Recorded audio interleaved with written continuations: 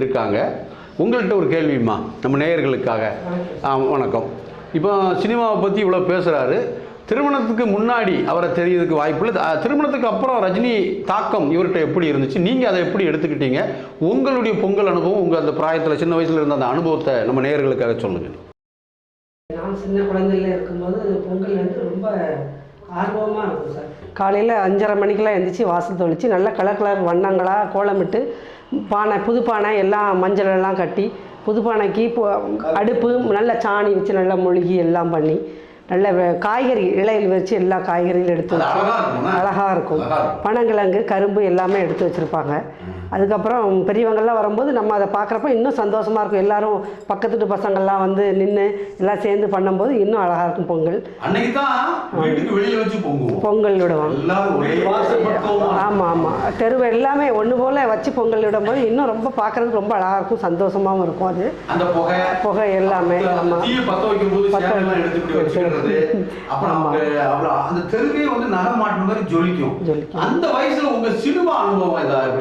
சினிமான்னு சொல்லி நாங்கள் தேட்டருக்கு எதுவுமே நான் போனதில்லை. தேட்டருக்கு வீட்டில் எதுவும் கூட்டிகிட்டு போனதில்லை. எங்கள் தெருக்கல்ல இந்த மாதிரி திருவிழா அப்போ பொங்கல் அப்போ வந்து திரை கட்டி பெரிய திரை கட்டி எல்லாருமா இருந்து பார்க்குற மாதிரி போடுவாங்க. அந்த தெருவே அந்த ஏரியா எல்லாரும் இருந்து பார்க்குற மாதிரி போடுவாங்க. அப்போ அந்த வீல் இந்த ஃபிலிம் மாதிரி அந்த மாதிரி போடுவாங்க. பெரிய துணி கட்டி எல்லாம் பசங்க எல்லாரும் இருந்து பார்ப்போம். திடீர்னு கரண்ட் போகணும் எல்லாம் ஒரே சத்தமாக போடுவாங்க. அதெல்லாம் பார்க்கும்போது இன்னும் ரொம்ப சந்தோஷமாக இருக்கும். அதுக்கப்புறம் உடனே அந்த இது வரும்போது அந்த மாதிரி கார்த்திக் படம் அந்த மாதிரி நிறைய பழைய படங்கள் ரஜினி சார் படம் எல்லாம் நான் தேட்டரில் போய் பார்த்ததில்ல.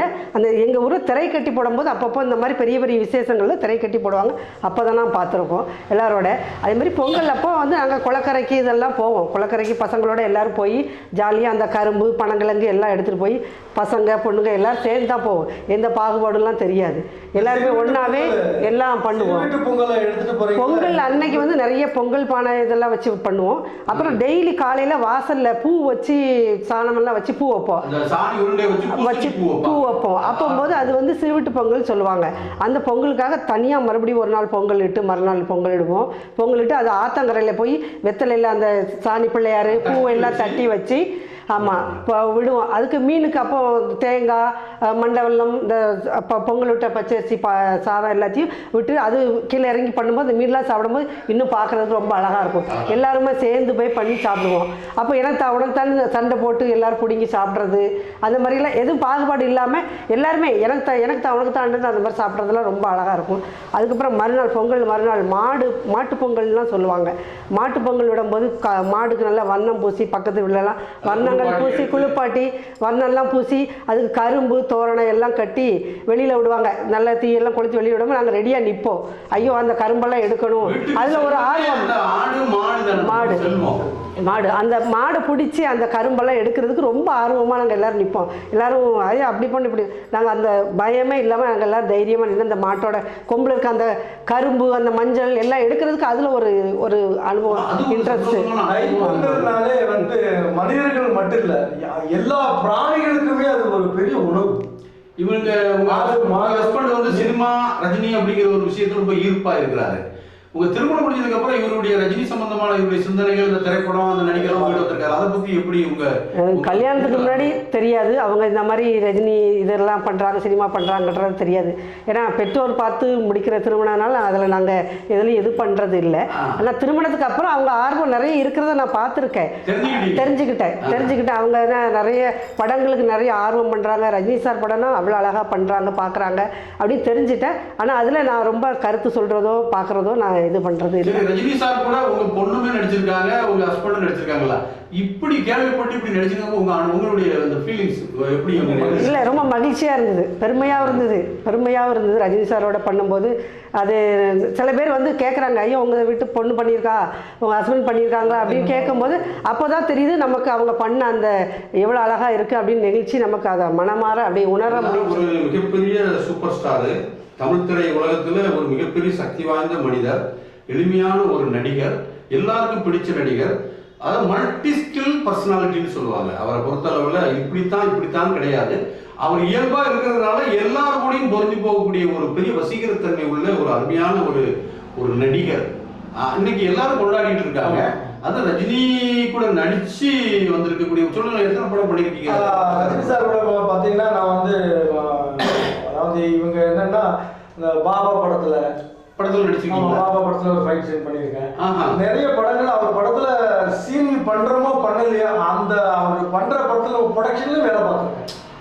அந்த இதுக்குள்ள இருக்கீங்க. அந்த ப்ரொடக்ஷன்ல என்னென்ன கம்பெனிலாம் ப்ரொடக்ஷன் வேலை தான் அந்த ப்ரொடக்ஷன் மேனேஜர் இருந்திருக்கேன். திருமணத்துக்கு முன்னாடி திருமணத்துக்கு முன்னாடி இருந்திருக்கேன். திருமணத்துக்கு அப்புறம் நான் கொஞ்சம் நடிப்பு கொஞ்சம் குறைச்சி வச்சுக்கிட்டேன்.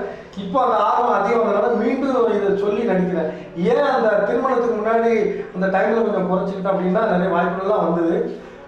இவங்க சினிமா நடிகர் அப்படின்னு சொன்னா நமக்கு பொண்ணு கொடுக்க மாட்டாங்க.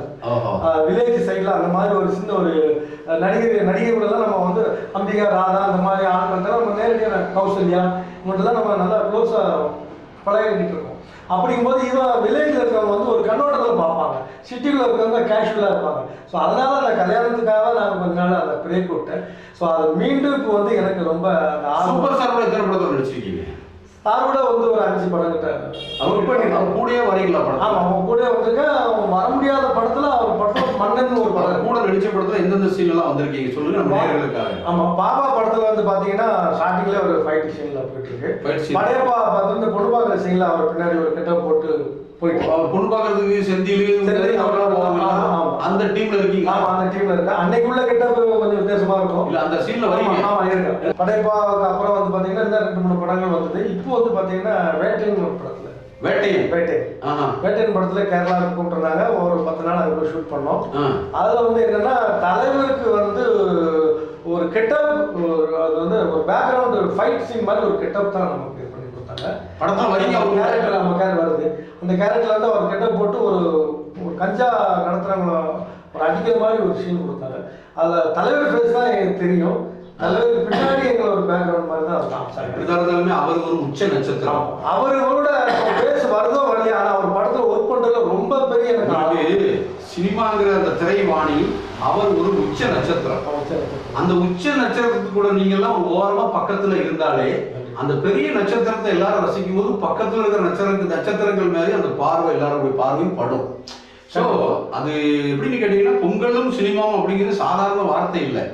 இன்னைக்கு நீங்க சொன்னீங்களா அந்த பணங்கலங்கள்ல இருந்து அவங்க சிறு வீட்டு பொங்கல் விடுறது, குளத்தாங்கரையில போய் பிள்ளைகள் பசங்கள்லாம் ஒன்னா சேர்ந்து பாகுபாடு இல்லாம அந்த பொங்கலுக்குள்ள அந்த ஸ்நாக்ஸ், அந்த கிழங்கு, அப்புறம் அந்த பாயாசம், அந்த கரும்பு, அப்புறம் தமிழ் இதெல்லாம் கொண்டு போய் நம்ம சாப்பிட்ட அந்த காலங்கள் இருக்குல்ல, இதெல்லாம் இப்ப இன்னைக்கு இருக்கக்கூடிய நவீன காலத்துல இன்னைக்கு பொங்கலும் சினிமா அப்படிங்கிறது நிறைய விஷயத்துல மாறி இருக்கு. ஆனா அந்த பழமையை மாறாம இன்னைக்கு பொங்கலும் சினிமாவும் அப்படிங்கிற ஒரு விஷயத்த நம்ம எடுத்துட்டு வந்திருக்கிறோம். இப்ப ரஜினி பாத்தீங்கன்னா நமக்கு விவரம் தெரிஞ்ச வயசுல இருந்து அவருடைய வார்த்தைகள் எல்லாமே ரொம்ப வலிமையாகவே எல்லாத்தையும் பேசப்படும்.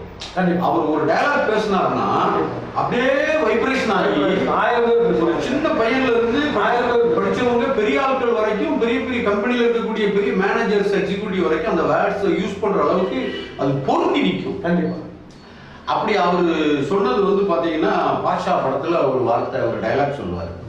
அந்த டயலாக் உங்களுக்கு ஞாபகம் இருக்கா? என்ன டயலாக்? அதை சொல்லுங்க பாப்போம். நான் ஒரு தடவை சொன்னா 100 தடவை சொல்லுவேன். அதே மாதிரி இன்னொரு டயலாக் சொல்லுவாரு, நல்லவங்களை ஆண்டவன் சோதிப்பான், ரொம்ப சோதிப்பான், ஆனா கைவிட மாட்டான். ஆனா கெட்டவங்களுக்கு நிறைய ஆண்டவன் கொடுத்துட்டே இருப்பான், ஆனா கை விட்டுருவான். அப்படிங்கறத எளிமையான வார்த்தைகள்ல சொல்லுவாரு. படம் பார்த்தவன் அவ்வளவு பேர் தனக்காக சொன்ன வார்த்தைன்னு சொல்லி அவன் உள்ளத்துல பொங்கிச்சு பாருங்க அந்த உணர்வு. அப்படி அந்த பருவத்துல கிராமத்துல கொட்டகை தேட்டர் வச்சிருப்பாங்கல்ல, அங்கேயும் பொங்கலுக்கு படம் போடுவாங்க. ஆமா, அது பகல்ல எப்படி போடுவாங்கன்னா சைடுல பெரிய தார்பாயை கட்டி அதை இருட்டா இருக்கிறதுக்காண்டி அதெல்லாம் மறைச்சி போடுவாங்க. அப்பவும் பாத்தீங்கன்னா செட்டா கும்பலா போய் அந்த கொட்டகை தேட்டர்ல பொங்கலுக்கு படம். அப்ப குறிப்பா பாத்தீங்கன்னா அந்த டைமிங்ல பாத்தீங்கன்னா ரஜினி படம், கமல் படம், இந்த மாதிரி தான் அப்ப களத்துல இருந்தவங்க அவங்க தான். அப்போ அந்த ரஜினி படம் வரும் பொழுது பாத்தீங்கன்னா அப்போ உள்ள இளைஞர்கள் எல்லாமே தனக்குள்ள ரஜினிங்கிற ஒரு பிம்பத்தை வச்சுக்கிட்டு அப்படியே அவங்க ஆக்டிவிட்டிஸ் எல்லாம் இருந்துச்சு இல்லையா? அந்த தாக்கம் தான் இன்னைக்கு நீங்க வந்திருக்கீங்க. நீங்க திருமணத்துக்கு அப்புறம் ரஜினி அப்படிங்கிற ஒரு ஆளுமை, அவர் நடிச்ச அந்த படம், உங்க வீட்டுக்காரர் அவர் மேல இருக்கக்கூடிய ஒரு பற்றுதல், இதை பத்தி நீங்க எப்படி ஃபீல் பண்ணிருக்கீங்க? இல்லை நான் ரொம்ப நல்லா ஃபீல் பண்ணுறேன் சார். அவங்க பார்க்குறப்ப நமக்கும் அது ஒரு ஆர்வமாக இருக்குது. அவங்களோட பார்க்குறது ஃபோட்டோ இந்த மாதிரி இதெல்லாம் நிறைய பார்த்துருக்கேன். நான் வந்து சின்ன குழந்தையில பார்த்தது வந்து தேட்டரில் வந்து கொட்டகை தேட்டர் தான் பார்த்துருக்கேன். மணல் குமிச்சு வச்சு அது மேலே உட்கார சொல்லுவாங்க, சேர்லாம் கிடையாது, உருவாக்கிட்டு அப்படி உட்கார்றது. நல்ல இந்த மாதிரி ரஜினி சார் சீன்லாம் வரும்போது மன்னன் படம் பார்க்குறப்ப டிக்கெட் எல்லாம் கிழிச்சு அப்படி பறக்க விடுவாங்க பசங்க எல்லாரும்.